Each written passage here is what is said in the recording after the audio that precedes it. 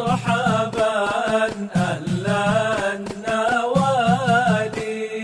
السلام عليكم ورحمة الله وبركاته.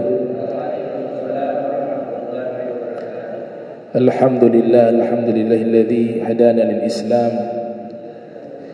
وشرع لنا أفضل الشرائع والأحكام. أحمده سبحانه وتعالى وأشكره على آلائه الجسام ونعمه العظام. أشهد أن لا إله إلا الله وحده لا شريك له الملك العلام. وأشهد أن سيدنا محمدا عبده ورسوله سيد الأنام وعلى آله وأصحابه والأئمة الأعلام. أما بعد، سبحانك لا علم لنا إلا ما علمتنا إنك أنت العليم الحكيم. ربي اشرح لي صدري ويسر لي أمري واحلل عقدة من لساني يفقهوا قولي وسدد لساني واهدي قلبي بحق سيدنا محمد صلى الله عليه وآله وسلم. يا من هو في علوه كائن، يا من هو في فعل حميد، يا من هو في مجده متين. اللهم أكرمنا بنور الفهم وأخرجنا من ظلمات الوهم وارزقنا فهم النبيين وحفظ المرسلين وإلهام ملائكة المقربين. ربنا زدنا علما وفهما وأكلا يا أكرم الأكرمين بحق سيدنا محمد خاتم الأنبياء والمرسلين يا رحمن يا رحيم. وصلى الله على سيدنا محمد وعلى آله وصحبه وبارك وسلم والحمد لله رب العالمين. قال المصنف رحمه الله ورضي الله تعالى عنه وأرضاه ونفعنا به وبعلومه وأمدنا بأسراره وأعادنا من بركاته في الدارين. رضي الله عنكم. الركن الثالث عشر الترتيب، لأن النبي صلى الله عليه وآله وسلم صلى هكذا، وقال صلى الله عليه وآله وسلم صلوا كما رأيتموني أصلي. Alhamdulillah, puji syukur kehadirat Allah, salawat salam senantiasa tercurahkan kepada junjungan mulia Nabi tercinta Nabi Yuna Muhammad sallallahu alaihi wa alihi wasallam beserta seluruh keluarga beliau, sahabat beliau, umat beliau yang senantiasa melaksanakan ajaran beliau hingga akhir masa nanti. Yang saya muliakan seluruh imam Masjid Al-Amin wa muadzin wa Ustaz Luqman wa Imam Udhi. Kita doakan biar sembuh, sehat wa afiat binyati syifa. Al-Fatihah. Bismillahirrahmanirrahim. Muslim. Suratul ladzina an'amta alaihim. Amin. Ar-ruknu tsalits asyar, rukun yang ke-13 dari rukun salat, at-tartibu, yaitu tartib, berurutan. Salat, begitu juga ibadah haji, ibadah umroh, wudu, itu dilakukan secara berurutan. Berurutannya itu dinamakan tartib, tidak boleh diacak-acak urutannya. Nah, rukun terakhir dalam salat at-tartib. Wa fil hadis yang dikeluarkan oleh Imam An-Nasa'i yang dilahirkan tahun 215 Hijriah, wafat 303 Hijriah, di dalam sunan beliau, Nabi bicara tentang tartib terkait masalah ibadah haji. Tapi maknanya ini bisa digunakan ke semua ibadah yang ada rukun tartib. Nabi bersabda, ibda'u bima bada'allahu bihi. Mulailah apa-apa yang telah dimulai oleh Allah. Maksudnya adalah ketika Allah sudah memulai mensyariatkan ibadah itu secara berurutan, tartib, maka kita wajib mengikuti tartib tersebut. Itu makna dari hadis Nabi, ibda'u bima bada'allahu bihi.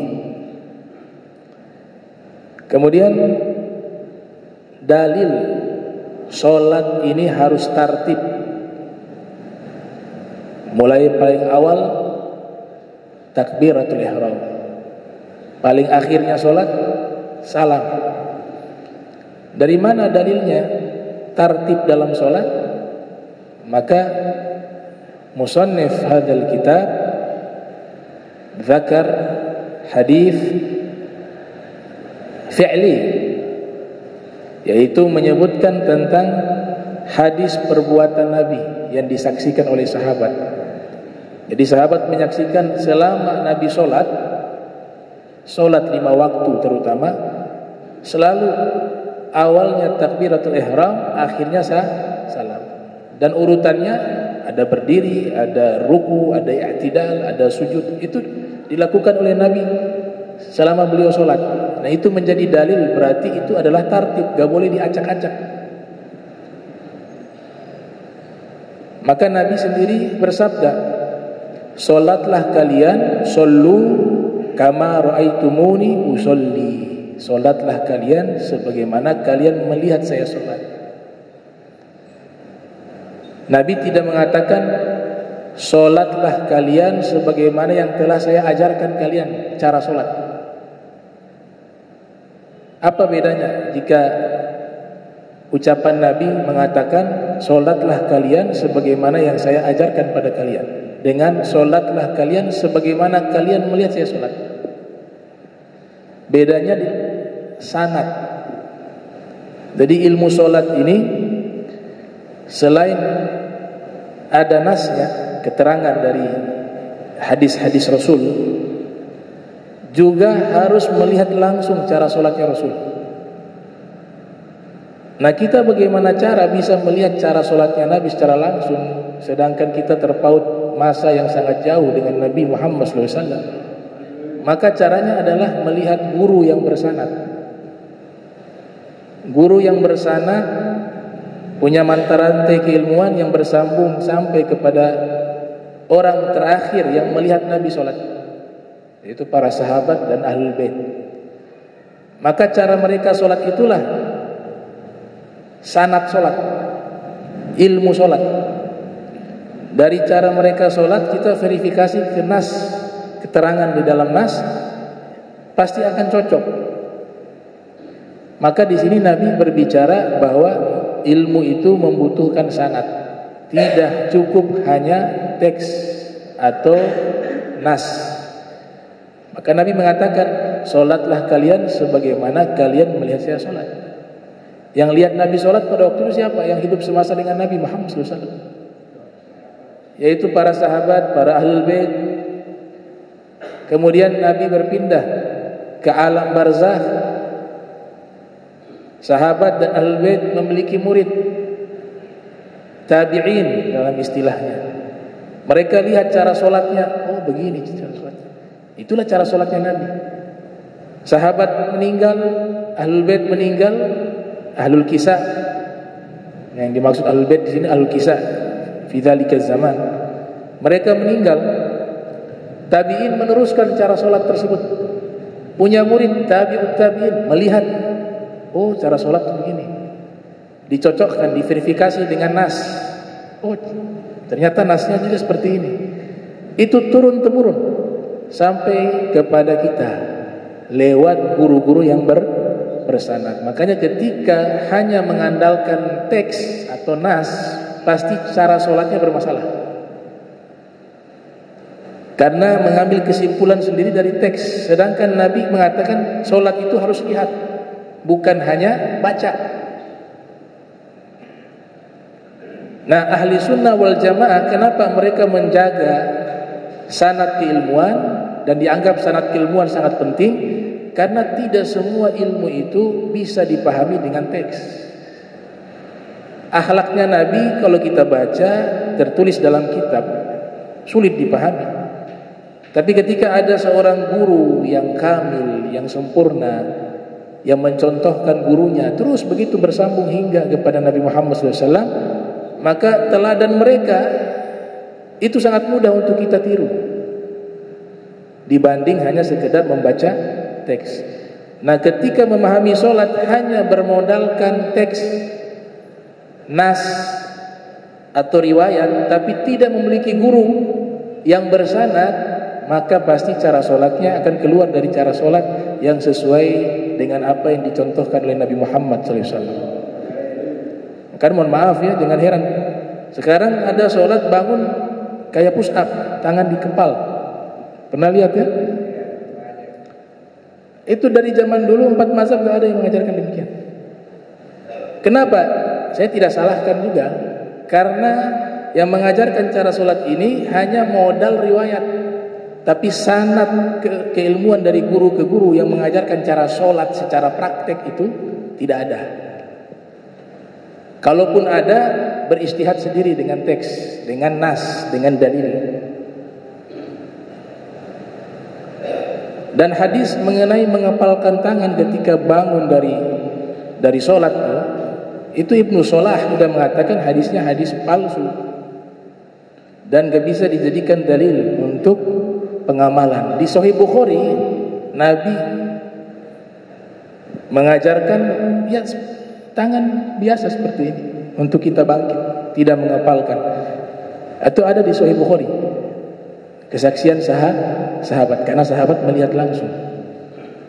Nah, itu saya kasih contoh bahwa ilmu sholat berkaitan dengan sanad dan juga nas. Ya, dua-duanya digunakan. Nas digunakan sebagai verifikasi, sedangkan sanad keguruan untuk kita langsung melihat praktek sholatnya. Karena di sini Nabi suruh lihat, bukan sekedar mengajarkan. Berarti butuh sanad. Imam Muslim yang lahir tahun 204 Hijriah, wafat 261 Hijriah, menyebutkan di dalam sahihnya, unzuru amman takhuduna dinakum, al-isnad minad din. Unzuru, kata unzuru artinya lihatlah, dari siapa kalian mengambil ilmu agama kalian. Jadi kita disuruh lihat, karena ilmu ini bukan hanya ilmu riwayat secara nakal, tapi juga ilmu ini ilmu praktek. Bukan hanya nazariyat tapi mumarasat. Bukan hanya teori tapi praktek. Maka para ulama terdahulu sudah mengatakan, lihatlah dari siapa kalian mengambil ilmu agama kalian. Al-isnad minad din, karena sanad bagian dari agama Islam. Imam Muslim yang sebutkan. Al-Imam Syatibi yang wafat tahun 709 Hijriah, beliau mengatakan, kana ilmu fi sudurir rijal thumma intaqal ila al-kutub wa mafatihuhu bi aidir rijal.